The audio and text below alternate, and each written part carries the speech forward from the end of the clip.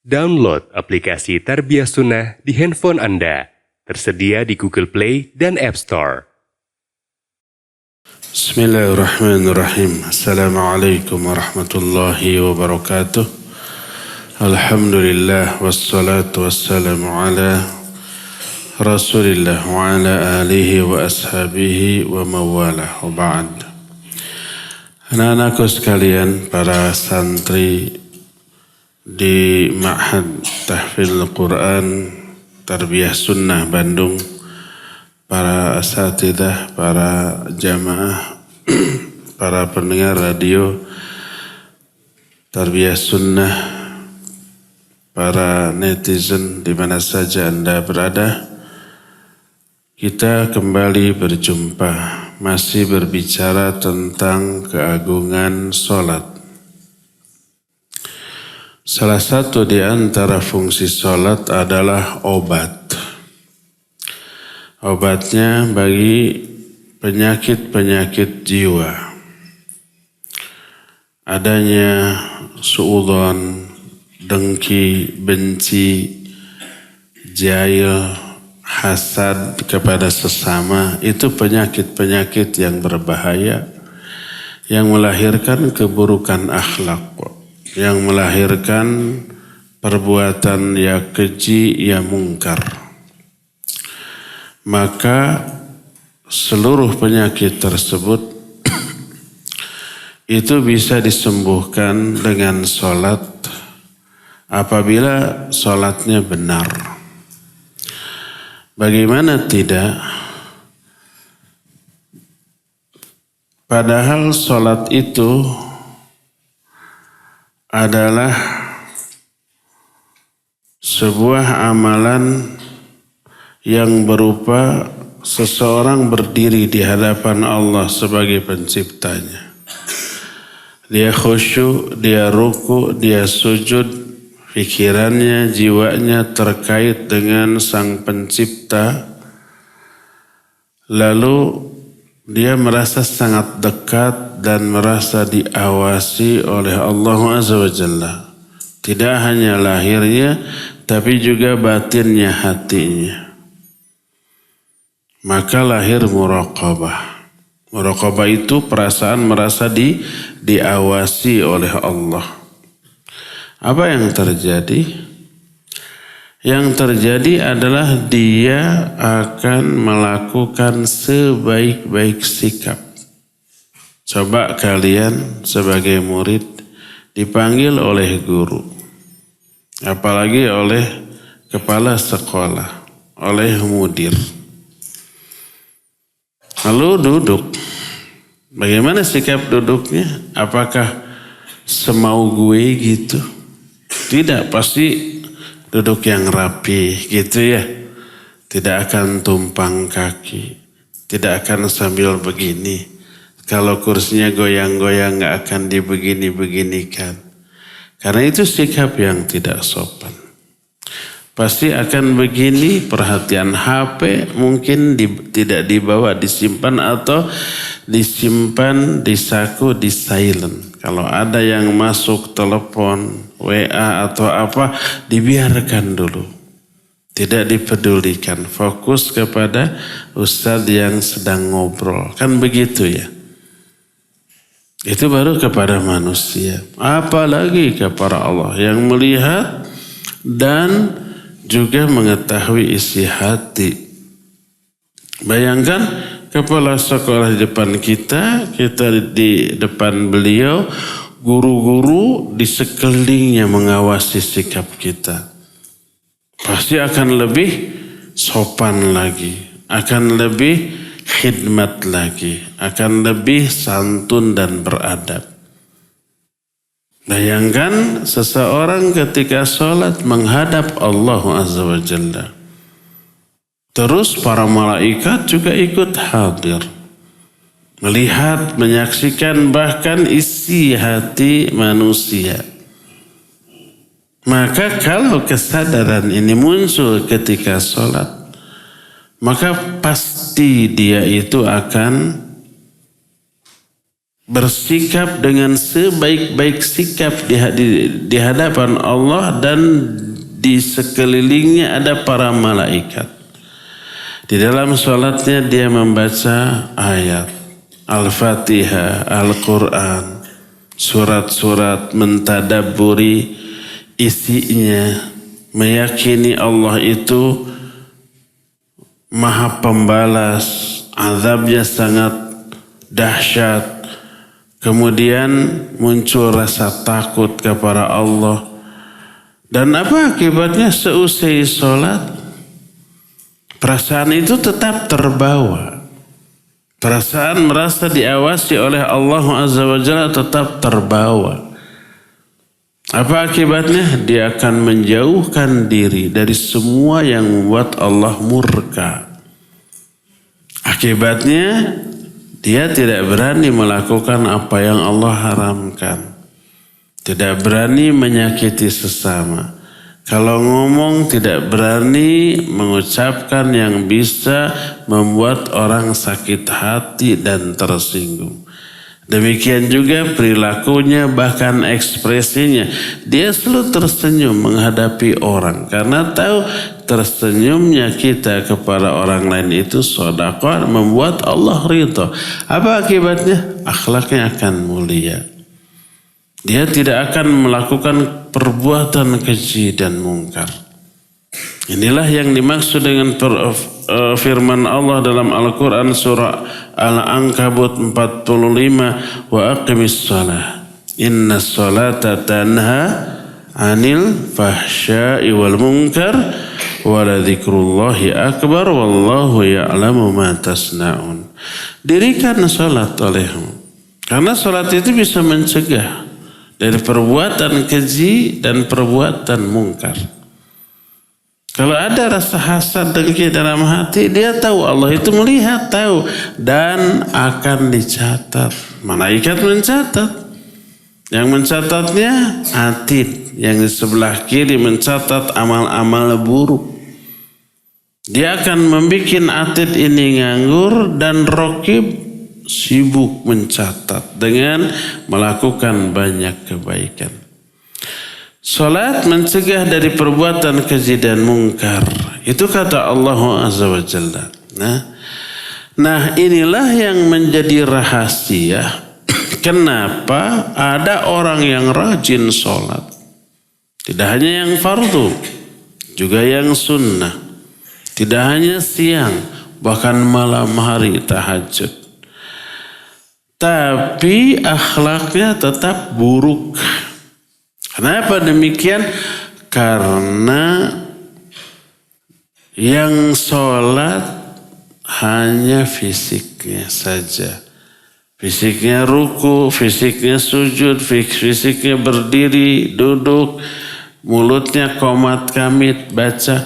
Tapi hati pikirannya tidak ikut sholat. Tidak ikut menghayati apa yang dibaca oleh mulut. Akibatnya apa? Akibatnya hatinya. Karena tidak ikut sholat, hatinya tetap kotor.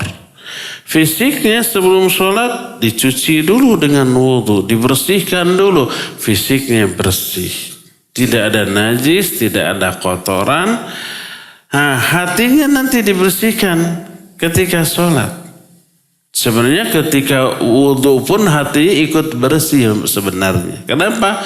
Karena ketika seorang wudhu maka dosa-dosa dari anggota wudhunya itu ikut berguguran. Bersamaan dengan bergugurannya apa? Air. Ketika berkumur-kumur terus diburakkan tadi disemburkan. Dosa yang pernah dilakukan oleh mulut, oleh lidah ikut terbawa, keluar tuh.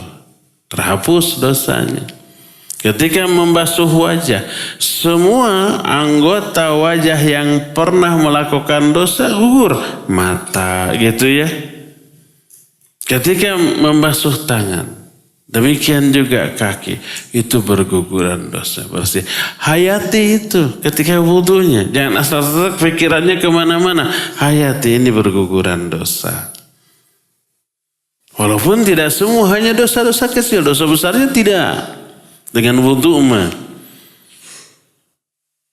Apalagi setelah itu kemudian menghadap kiblat, kemudian berdoa asyhadu an la ilaha illallah wa la syarika lah wa asyhadu anna Muhammadan abduhu wa rasul. Boleh sampai sana. Boleh tambah Allahumma ij'alni minat tawabin waj'alni minal mutatahhirin.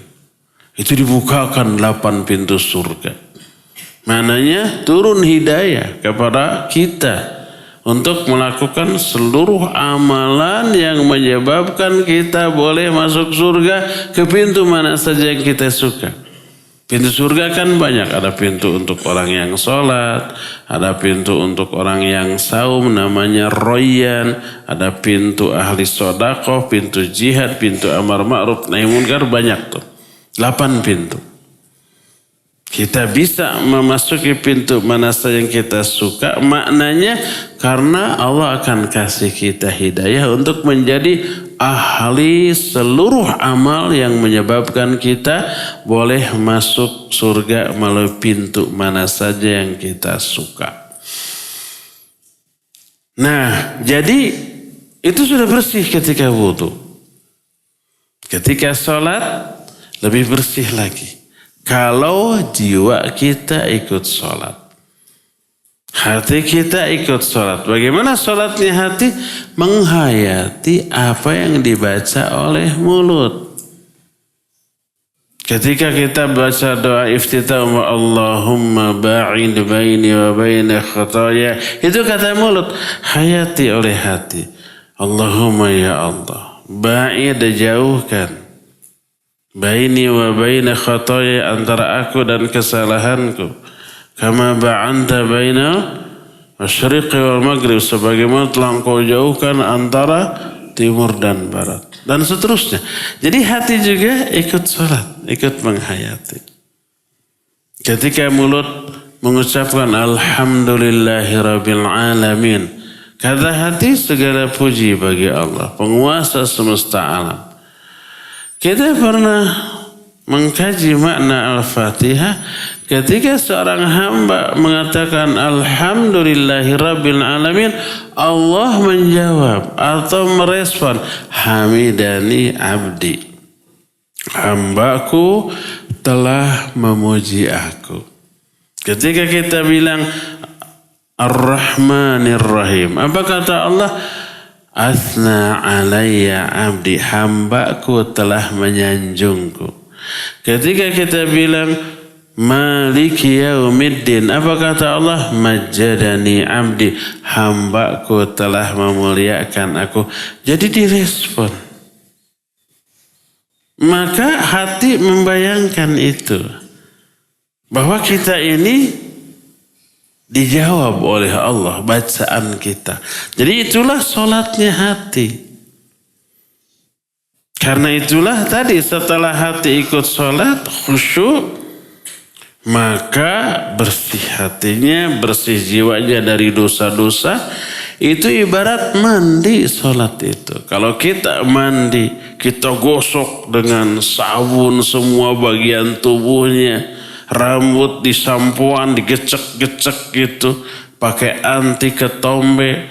Setelah itu pakai conditioner biar lembut gitu. Biar tidak jemed gitu. Naon jemed teh. Biar disisirnya itu enak gitu. Terus semuanya bagian tubuhnya itu bersih. Terus pakai pakaian bersih, pakai penyemprot, pakai parfum wangi kemana-mana. Terus keluar rumah, ada yang becek pasti dihindari. Ada yang kotor pasti dijauhi, nggak boleh kotor lagi, nggak boleh bau lagi. Nih badan sudah bersih, sudah wangi, kan gitu. Itu fisik tuh. Sholat itu ibarat mandi. Dengan sholat dosa-dosa berguguran. Sebesar apa? Dosa yang gugur apa yang kecil, apa yang besar, tergantung sholatnya. Seperti mandi. Mandi itu bisa membersihkan sebanyak apa dakinya, tergantung mandinya. Kalau mandinya segejubur, usap, sudah dakinya tuh masih tuh. Ada nggak orang setelah mandi tapi dakinya masih ada yang nempel? Ada. Ada nggak orang yang mandi ternyata ketika lihat punggungnya masih garing, tidak tersentuh air apalagi sabun? Ada ya kalau mandinya kayak ular gitu, mandi orai disebutnya itu. Bahkan kadang-kadang ada anak mandi pakai sabun berus sudah pakai anduk, pas pakai baju dilihat oleh ibunya sabunnya masih ada di sini. Ada yang begitu? Ada. Belakang telinganya masih kotor, diruruan gitu. Ini masa mandi kayak begitu. Itu mandi asal-asalan. Sholat juga begitu. Kalau sholat asal-asalan, sholatnya ngelamun, sholatnya sambil mikir dunia, sholatnya masih mikir pekerjaan, aktivitas, masih ngelamun, sama dengan mandi yang tidak bersih. Tapi kalau sholatnya khusyuk, maka kotoran dosa yang akan terbersihkan dari dirinya akan lebih banyak. Jangankan sholat fardu ya. Kata Nabi SAW, hadis sahih riwayat Imam Muslim, "Ma min muslimin yatawaddu fa asbagha wudu'ahu, thumma qama fa shalla rak'atain." Tidaklah seseorang berwudu lalu membaguskan wudunya, lalu dia berdiri sholat 2 rakaat. Dalam satu riwayat, lam yuhaddits fi nafsihi syai'. Tidak ada sesuatu yang terbesit di dalam hatinya ketika sholat. Fokus. Dalam riwayatnya, fa aqbala biqalbihi wa wajhi ila Allah. Dia fokus menghadap Allah dengan wajah dan hatinya. Illa kafarallahu bihi sayyiatihi, kecuali Allah akan hapuskan dosa-dosanya walaupun sebanyak buih di lautan. Padahal itu sholat sunat. Orang berwudu lalu sholat 2 rakaat syukurul wudu, diampuni semua dosanya walaupun sebanyak buih di lautan. Dalam riwayat lain, illa wajabatahul jannah, baginya wajib surga. Itu sholat sunat. Tapi khusyuk. Bayangkan kalau sholat fardu. Jadi kalau ada orang rajin sholat, tapi rajin menyakiti. Rajin sholat, rajin ghibah. Rajin sholat, rajin hasad, jail, dengki, ngebuli sesama. Kenapa? Karena yang sholat fisiknya, badannya, hatinya, pikirannya, jiwanya tidak ikut sholat. Apa akibatnya? Dia tetap keji dan mungkar seusai sholatnya. Apa kata Nabi SAW? Ada sebuah athar dari Ibnu Abbas radhiyallahu anhuma. Man lam tanhahu salatuhu anil fahsya'i wal munkar fala salatalah. Siapa orang yang sholatnya tidak mencegah dia dari perbuatan keji dan munkar, tidak ada salat baginya. Fawailul lil musallin alladzina hum an salatihim sahun. Celaka orang yang salatnya kayak gitu. Itu orang yang ketika salatnya sahun, lalai, dia tidak khusyuk sehingga lalai juga seusai sholatnya. Harusnya seusai sholat tidak keji, tidak mungkar, dia tetap berbuat keji dan berbuat mungkar. Malam yantahu sholat, malam tantahu sholatuhu anil fahsya'i wal munkar, lam yazdad minallahi illa bu'da. Siapa orang yang sholatnya tidak mencegah dia dari perbuatan keji dan munkar, maka dia tidaklah bertambah dari Allah, kecuali tambah jauh. Salat untuk mendekatkan diri kepada Allah, tapi dengan salat dia tambah jauh dari Allah. Kenapa? Karena salatnya tidak mencegah dari perbuatan keji dan munkar. Kenapa? Karena salatnya hanya fisik. Hanya badan, jiwanya, hatinya, pikirannya tidak ikut sholat. Perhatikan orang munafik, mereka suka sholat, tapi oleh Allah diancam di neraka yang paling bawah. Innal munafiqina fid darkil asfali minan nar. Nah, salah satunya lihat sholatnya. Dalam Al-Quran, surah An-Nisa 142, 143, innal munafiqina yukhadi'una Allah wa huwa khadihum wa idza qamu ila sholati qamu kusala yura'una an-nas wa la yadhkuruna Allah illa qalila. Sesungguhnya orang-orang munafik bermaksud menipu Allah dan Allah membalas nanti tipuan mereka. Kalau mereka sholat, mereka malas. Karena ria, ingin dilihat orang. Ini ada ungkapan atau kalimat yang sepintas seperti kontradiktif. Sholat malas tapi ria. Kalau ria kan biasa semangatnya. Karena ingin dilihat orang tuh. Walaupun malas pas tahu dilihat orang, disungguh-sungguhkan sholatnya. Kenapa orang munafik kalau sholat berdirinya malas, asal-asalan, lalu Allah menjelaskan karena ria, yura'unan nas. Kok terbalik? Kalau ria mah harusnya sungguh-sungguh ya. Apa maknanya?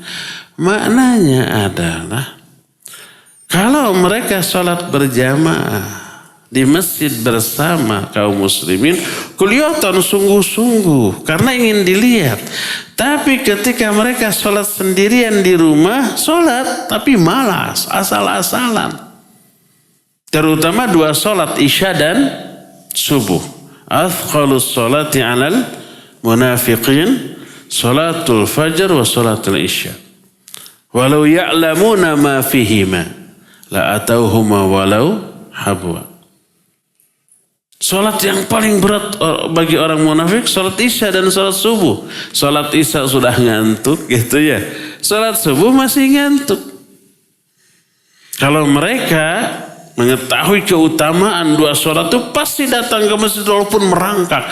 Tapi karena nggak tahu keutamaannya, mereka tidak salat berjamaah di masjid. Salatnya di rumah. Dan berdirinya malas. Tapi zuhur, asar, maghrib ikut berjamaah, semangat. Karena dilihat orang. Itu maknanya. Jadi ketika dilihat orang, mereka semangat sholatnya. Karena ria. Tapi ketika sendirian, mereka malas. Yura'unan nas. Kenapa malas? Nggak ada yang lihat. Tapi kalau ketika di masjid, ada yang lihat, ria. Wala yadhkuruna Allah illa qalila, dan mereka dalam salatnya enggak ingat Allah kecuali sedikit. Ada enggak di antara kita sekarang ketika salat hanya sedikit mengingat Allah dalam salatnya? Ada? Ngaku, ada apa enggak? Ada apa banyak? Banyak apa semua? Jangan-jangan semuanya. Ketika takbir Allahu Akbar, yang kita bayangkan urusan duniawi. Sedikit sekali ingatnya kepada Allah Azza wa Jalla. Makanya pantas apabila seusai sholat tetap keji dan mungkar. Ada seseorang datang kepada Nabi SAW, ya Rasulullah, innal mar'a kathurat siyamuha wa sholat, kathurat sholatuha wa siyamuha wa tu'zi jiranaha. Ya Rasulullah, ada seorang perempuan rajin sholatnya, rajin saumnya, rajin ibadahnya. Tapi rajin juga menyakiti tetangganya. Apa kata Nabi SAW? Hiya finnar, dia berada di dalam neraka. Padahal rajin sholat, rajin saum, tapi kenapa masuk neraka? Sholatnya, saumnya ditolak. Sholatnya sahun. Karena apa? Terlihat tidak ada dampak. Terlihat tidak ada pengaruh kepada akhlaknya. Tetap menyakiti tetangga. Tetap berbuat keji dan mungkar. Karena itulah maka terkena ayat fawailul lil musallin alladzina hum an salatihim sahun. Ya. Coba bayangkan anak-anakku sekalian, kalau sholat 5 waktu saja, itu seperti mandi 5 kali. Kata Nabi SAW, bagaimana pendapat kalian kalau di hadapan kalian ada sungai besar? Jangan dibayangkan Citarum. Ini sungainya itu bersih, mengalir deras. Terus kalian mandi sehari 5 kali. Masih adakah daki yang menempel? Nggak ada, kata para sahabat. Demi Allah tidak ada, bersih. Ya bersih, ya seger ya. Jangankan 5 kali, kita aja yang sehari 2 kali merasa seger, bersih, berseka gitu. Apalagi 5 kali. Apa kata Nabi SAW? Demikianlah sholat. Membersihkan kotoran-kotoran dosa dari jiwanya, bersih. Itu baru sholat fardu. Bayangkan kalau ditambah sholat sunat. Ada rawatib. 10 rakaat atau 12 rakaat. Ada tahiyatul masjid, ada syukurul wudu, ada sholat isyraq, ada sholat duha, ada sholat malam, ada nanti kalau Idul Fitri, ada sholat id, kalau sholat kedua musim kemarau, ada sholat istisqa, ada sholat khusuf, ada sholat kusuf, ada beragam jenis sholat. Dilakukan semua oleh kita. Maka makin bersih jiwa ini dari sholat. Dari dosa. Selain dosa bersih, pahala mengalir secara deras dalam jumlah yang banyak. Bahkan walaupun kita tidak sedang sholat, tapi kita bisa memperoleh pahala sholat. Contohnya apa? Duduk di masjid menunggu datangnya waktu sholat. Umpamanya kita nih habis maghrib. Tidak pulang, menunggu di masjid. Untuk apa? Menunggu sholat isya berjamaah. Apa yang dilakukan di masjid? Bisa baca Quran, bisa berzikir, bisa berdoa, atau duduk ngobrol biasa. Seperti para sahabat. Maka selama seseorang duduk di masjid menunggu sholat, selama itu dia dapat pahala setelah sholat. Walaupun tidak sholat, tapi pahalanya dapat. Kata Nabi SAW dalam hadis sahih riwayat Imam Bukhari, "Wala yazalu ahadukum fis shalah man tadhara shalah." Kamu itu selalu berada di dalam sholat selama menunggu sholat. Maknanya selalu memperoleh pahala sholat selama dia duduk menunggu datangnya waktu sholat. Karena itulah maka para sahabat dahulu habis maghrib nggak pulang. Duduk-duduk. Datang Nabi SAW. Kalian tetap di sini? Tidak pulang, kata para sahabat, ya Rasulullah, sallaina ma'akal maghrib. Thumma najlis wa naqul lau najlisu wa nantadhi salat ma'ak. Fa najlisu huna. Wahai Rasulullah, kami tadi sudah salat maghrib bersamamu. Lalu kami bicara, udah kita duduk di sini aja. Menunggu salat bersamamu. Apa kata Nabi SAW? Ahsantum au asobtum. Bagus kamu, benar kamu. Lalu beliau memuji apa yang dilakukan oleh para sahabat tersebut. Jadi kita lihat selain bersih ini dari dosa, maka pahala pun dilimpahkan dalam jumlah yang sangat banyak. Maka makin baguslah kondisi jiwa kita hanya dengan sholat. Dosa-dosa berguguran, pahala nambah, otomatis karakter, akhlak, perilaku berubah seusai sholat.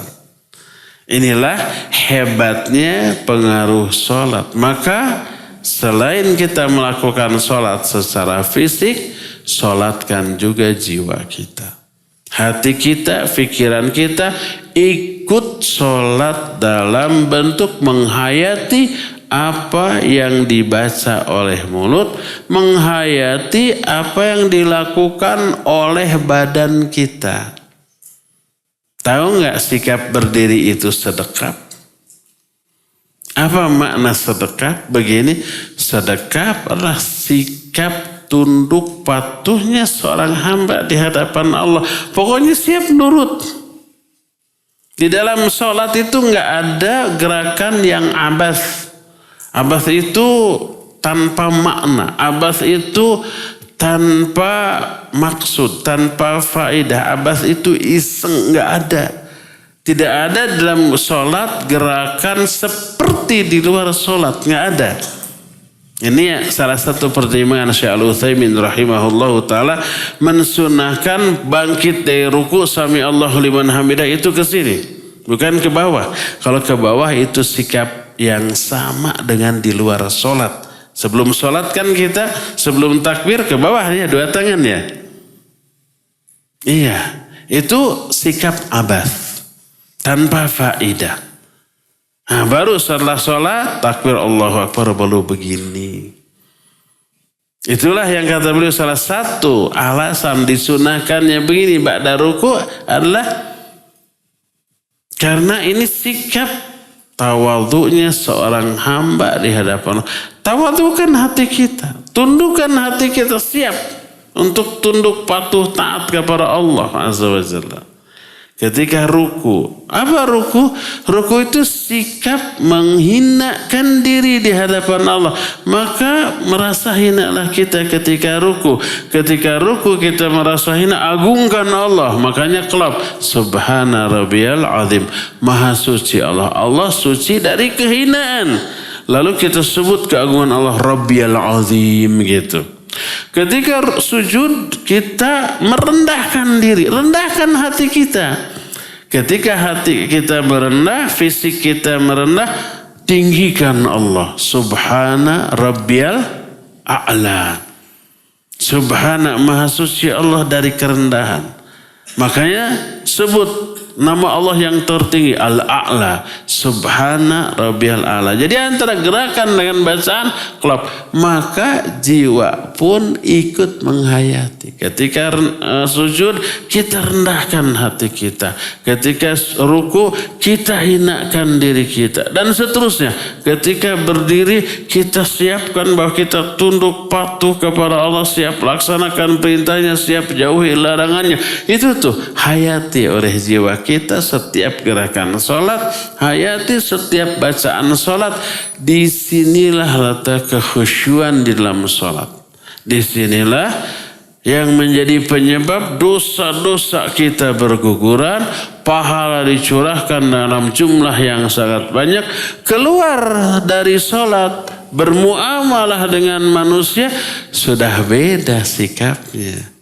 Karena jiwanya bersih, maka dia tidak ingin mengotori kembali kebersihan jiwanya dengan menyakiti orang, dengan menggibahi orang, dengan menyinggung perasaan orang, dengan berbuat zalim ke orang. Itu kotor lagi. Sama dengan orang yang sudah mandi terus lihat tumpukan pasir, wah langsung bikin gua-guaan di pasir. Ada yang suka gitu kan? Iya. Waktu saya kecil, kalau ada pasir tuh sibuk gitu. Bikin gua, bikin bangunan dari pasir gitu kan. Tapi kalau sudah mandi, enggak bersih, takut kotor lagi kan gitu. Dan kalau kita nekat, ibu kita lihat, dijewer. Baru aja kamu mandi. Kok sekarang sudah kotor-kotoran lagi dijewer. Ada yang pernah begitu? Jangankan kita, orang lain sangat menyayangkan kalau kita sudah mandi pakai pakaian bersih lalu kotor-kotoran lagi, nggak mau tuh. Apalagi kitanya. Maka setelah sholat bersih jiwa kita dari dosa-dosa, kita jaga. Jangan lagi menyakiti dengan mulut atau dengan tangan, dengan kaki ke orang lain. Kotor lagi ini jiwa. Makanya pantas orang yang sholatnya benar, akhlaknya mulia. Orang yang sholatnya khusyuk, akhlaknya pasti bagus. Menyenangkan semua orang karena sholat menjadi obat pembersih semua penyakit-penyakit batin. Inna sholata tanha anil fahsya'i wal munkar. Sholat mencegah perbuatan keji dan munkar. Ya. Nah itulah anak-anakku sekalian, salah satu di antara keagungan sholat. Sholat adalah obat dan sholat adalah pembersih kita dari dosa-dosa. Ya. Cukup sampai di sini saja dulu. Kita akan buka sesi tanya jawab. Kalau ada yang mau bertanya. Assalamualaikum. Waalaikumsalam warahmatullahi wabarakatuh. Nama Ana Syakir dari Sukaluyu. Izin bertanya. Apa hukumnya menyetel murotal dengan mic sebelum Jumatan? Barakallahu fiik. Apa hukumnya menyetel murotal sebelum Jumatan atau baca Al-Quran pakai mic? Hukum asal murotal, nyetel murotal, membaca Al-Quran, berzikir, bersolawat, itu hukum asal bagus, sunnah. Tapi kalau yang sunnah mengakibatkan lahirnya perbuatan haram, seperti mengganggu orang, ya nggak boleh. Umpamanya kita baca Al-Quran keras, di samping kita ada orang yang sholat, terganggu. Tapi bukankah baca Al-Quran zikir, sholat juga zikir? Iya, tapi zikirnya beda atunya. Kita baca Al-Quran surah An-Naba, orang yang di pinggir sholat membaca Al-Fatihah. Kita baca An-Naba, terganggu enggak? Terganggu, sama-sama zikirnya, sama-sama ayat yang dibaca. Tapi beda, ya pastilah terganggu. Mengganggu orang yang sholat hukumnya haram, tidak boleh. Maka membaca Al-Quran keras-keras, hukum asalnya bagus, sunnat. Tapi kalau itu mengakibatkan orang terganggu, haram. Maka tidak boleh. Yang sunnah mengalahkan yang wajib. Yang wajib apa? Tidak mengganggu orang sholat, itu wajib. Tidak hanya yang sholat, ada yang tidur, ada yang sedang belajar, ada yang sedang berzikir, ada yang sedang sakit, gitu kan?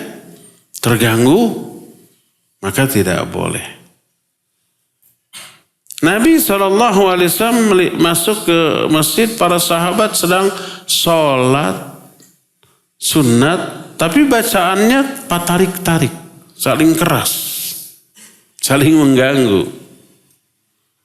Memang sholat kalau umpamanya sendirian, tahajud umpamanya, itu bagusnya dikeraskan, terdengar oleh diri kita. Asal jangan terdengar oleh orang lain. Khawatir mengganggu yang tidur, yang sedang sholat lagi, yang sedang berdoa, atau yang sakit. Minimal terdengar oleh, atau maksimal terdengar oleh diri sendiri saja. Sebab ketika kita mendengar bacaan kita lebih terkondisi untuk menghayati. Nah para sahabat gitu. Apa kata Nabi SAW? La tajhar ba'dukum ba'da bil qira'ah. Jangan sampai sebagian kalian saling mengeraskan bacaan di dalam sholat. Dengan bacaan kalian mengeraskan bagi yang lainnya, saling mengganggu, tidak boleh. Itu sholat dengan sholat. Apalagi sholat dengan yang tidak sholat. Nah jadi kalau sebelum Jumatan atau sebelum sholat, kita sholawatan. Sholawatan bagus, bagus sekali. Atau kita baca Quran, atau kita nyetel murotal, nyetel sholawatan, nyetel apalagi nasyid sebelum sholat. Apalagi pakai speaker, terdengar oleh tetangga. Tetangga ada bayi yang sakit, harus tidur, terganggu bangun lagi. Kasihan ibunya. ada yang sedang belajar, ada yang sedang baca Quran, ada yang sedang sholat mungkin. Di masjid ada yang sedang sholat sunat, baca Quran, berdoa. Terganggu enggak? Terganggu. Lalu apa tujuan nyetel murotal keras-keras pakai speaker? Oh ini syiar. Syiar tidak boleh mengganggu orang. Oh ini karena menyetelnya terdengar oleh orang. Iya kalau orangnya semuanya siap mendengarkan. Ingin mendengarkan. Tapi banyak orang pada posisi yang tidak sedang mood untuk mendengarkan. Karena mungkin ada pekerjaan.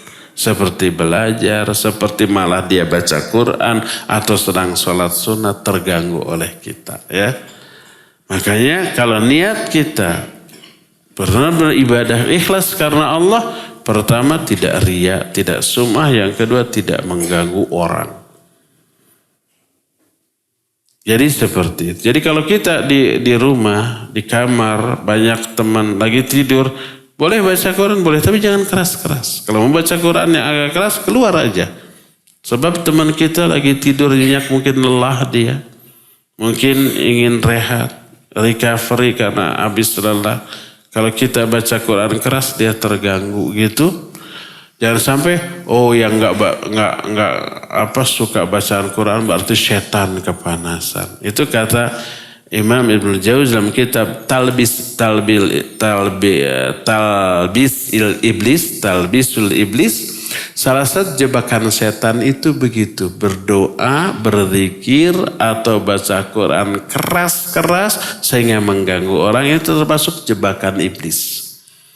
Dia yang terkena jebakan iblis. Tapi dia menuduh yang gak mau dengar bacaan murotal pakai speaker itu setan, itu kepanasan. Bukan kepanasan tapi kita juga lagi baca Quran terganggu. Kita juga lagi sholat terganggu kan gitunya. Kita juga lagi berdoa terganggu bukan kepanasan. Tuh, saya nyetel murotal di masjid diontrok. Jangan keras-keras. Itu setan kepanasan katanya begitu. Ada yang ngomong gitu? Ada. Kan pernah ada. Ramadan atau apa. Orang baca Quran di masjid sendirian malam-malam pakai speaker. Diontrok sama emak-emak, ada? Kalau baca Quran jangan pakai speaker, sendirian aja gitu kan. Orang-orang lagi tidur. Jam 12 malam, jam 1 malam. Apa tujuannya? Sum'ah. Ingin didengar orang bahwa dia sedang ibadah gitu. Dosa gak sum'ah? Super dosa ya. Sama dengan riya. Jadi jangan. Kalau mau baca Quran, sholawatan atau berzikir, cukup dengan diri kita. Kata Allah, ud'u rabbakum khaufan dalam satu ayat, wa khifatan dalam ayat lain, wa khufyatan. Ya, berdoalah kalian kepada Allah dengan tadarru dan penuh rasa takut, atau sir wa dunal jahri minal qaul, tanpa mengeraskan suara. Jadi cukup terdengar oleh diri sendiri saja. Wallahu a'lam. Assalamualaikum Ustaz. Waalaikumsalam warahmatullahi. Nama anak Kenzi dari Lembang. Afwan izin bertanya, apakah yang harus dilakukan ketika sedang sholat, kemudian batuk-batuk dan keluar dahak? Iya, batuk yang memang tidak bisa dihindari, tidak membatalkan sholat, tidak merusak sholat. Kecuali iseng.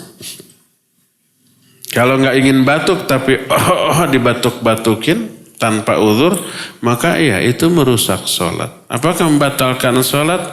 Ulama ikhtilaf. Karena batuk, dehem, ya itu berbeda dengan berbicara. Kalau berbicara ada makna. Kalau batuk dan dehem tak ada makna, ya. Tapi itu merusak nilai sholat. Sebagian ulama menyatakan tidak batal, sebagian menyatakan batal. Apalagi protes ke imam, imamnya terlalu panjang, kita batuk. Padahal nggak ingin. Itu merusak sholat. Nah sekarang kalau memang kita lagi batuk, kemudian terbatuk di dalam sholat, maka tidak apa-apa. Karena itu di luar kemampuan kita. Batuk itu nggak bisa ditahan. Kalau benar gitu batuknya. Nah sekarang kalau di dalam sholat kita batuk karena memang ada uzur, maka nggak apa. Terus ada dahak. Bagaimana dahaknya?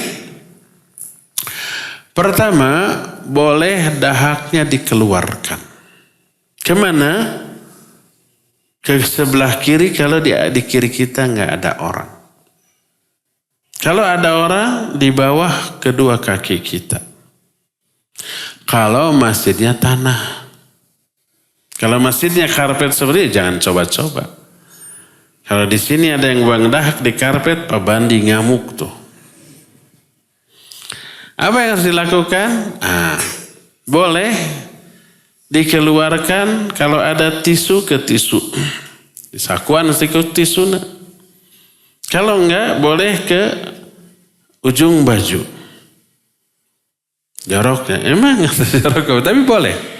Kalau tidak maka ditahan saja sudah selama sholatnya. Ditelan boleh? Enggak boleh. Kan itu ludah sendiri. Iya, tapi nggak boleh itu sama dengan makan. Maka harus dikeluarkan. Tunggu sampai salam baru kemudian dikeluarkan. Kalau umpama terlalu banyak mengganggu sehingga tidak bisa menggerakkan mulut, sedikit mulut bergerak, buka, luber keluar. Maka boleh dikeluarkan ke ujung baju. Ke ujung baju tangan, gitu. Tapi nanti dicuci ya, Paling itu yang dilakukan. Tapi kalau orang umpamanya punya penyakit batuk dan sering batuk kemudian sering meludah, bawa tisu sebelum sholat.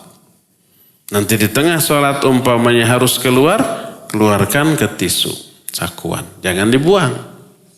Nanti dibuangnya kalau udah keluar dari masjid. Kalau kalian umpamanya di Masjid Al-Haram, Masjid Nabawi, untuk haji atau umrah, semoga yang ada di sini suatu saat haji atau umrah ke sana ya. Amin. Itu banyak orang-orang Arab. Terutama orang-orang tua. Itu bawa tisu di sakunya. Kalau lagi sholat, gitu. Itu banyak itu. Itu nggak apa-apa ya. Kalau ada uzur seperti itu ya. Wallahu a'lam bishawab. Assalamualaikum. Waalaikumsalam warahmatullahi. Nama Ana Hisham dari Haji Gofur, izin bertanya. Bagaimana hukumnya jika seseorang lagi sakit, lalu dia ragu apakah sudah sholat isya atau belum saat besoknya? Emang yang sakit gitu? Taib. Tidak hanya yang sakit, termasuk yang sehat. Ada beberapa yang saya pernah mengalami ketika kecil. Ketika usia SMP mungkin ya, kalau SMA sudah enggak. Dan ini termasuk godaan setan. Jadi setelah maghrib, gogoleran, dalam hati nunggu isya terus. Nanti isya bakal bangun isya dulu lalu tidur. Qadarullah kebablasan. Begitu bangun besoknya subuh itu muncul pikiran. Isya belum ya, Isya belum. Itu ada. Serasa sudah isya, padahal dalam mimpi. Sampai ke bawah mimpi ya. Oh belum sholat isya aja sholat. Padahal dalam mimpi. Karena sudah kebablasan. Itu adalah godaan syaitan. Ada timbul keraguan-raguan. Jadi yang sakit juga mungkin begitu ya. Jadi maghrib gitu ya. Maghrib kemudian sholat. Nunggu isya. Nanti mau isya tapi kebablasan tertidur. Pas umpamanya bangun subuh nggak kepikiran, biasa sudah isya langsung aja sholat subuh. Pas siang mikir tadi malam rasaan belum sholat isya, tapi rasanya sudah dah. Rasanya belum, kan gitu ya. Itu jebakan syaitan. Apa yang harus kita lakukan? Sholat isya lah ketika kita ingat saat itu. Karena apa? Karena hukum asal kita belum sholat isya. Yakin itu belum sholat isya. Lalu timbul keraguan, rasanya sudah sholat. Tapi kok belum. Jadi sholat isyanya diragukan. Hukum asal kita belum sholat. Tapi muncul ragu-ragu, sudah isya belum, ragu. Maka al-yaqin la yuzal bisyak. Keyakinan tidak boleh dirusak oleh keraguan-raguan. Kita yakin sebelum belum sholat. Lalu muncul keraguan, sudah apa belum, sudah belum. Maka yakinilah kita belum sholat. Maka sholat lagi lah ketika kita ingat walaupun sudah esoknya. Wudu dulu lalu sholat isya lah satu walaupun jam 8 siang umpamanya. Dengan niat qadha sholat karena bukan di waktunya 4 rakaat seperti biasa. Terus bagaimana sholat ba'danya? Sholat ba'da isya setelahnya. Jadi setelah sholat isya 4 rakaat. Kemudian kita wirid berdoa. Lalu ya ba'da isyanya boleh. Walaupun di luar waktunya. Nabi SAW dan para sahabat suatu saat safar. Lalu tertidur. Kebablasan pas bangun matahari sudah keluar. Semua Nabi dan para sahabat kesiangan. Lalu Nabi SAW menyuruh Bilal untuk azan. Lalu sholat sunat qobla dulu 2 rakaat. Lalu baru sholat subuh. Pada saat matahari sudah meninggi. Jadi rawatibnya tetap dilakukan walaupun di luar waktunya karena ada uzur. Baik kesiangan atau karena lupa tadi. Ya. Jadi kalau umpamanya kita ragu-ragu tadi malam teh isya apa belum. Sudah isya rasanya sudah. Tapi nggak yakin. Maka sholat isya lah. Walaupun saat itu siang hari esoknya ya. Wallahu a'lam bishawab. Untuk sekarang cukup sampai di sini saja. Dan kita akan jumpa lagi hari Jumat yang akan datang. Subhanakallahum bihamdik. Asyhadu an la ilaha illa anta astaghfiruka wa atubu ilaik. Walhamdulillahi rabbil alamin. Wassalamualaikum warahmatullahi wabarakatuh.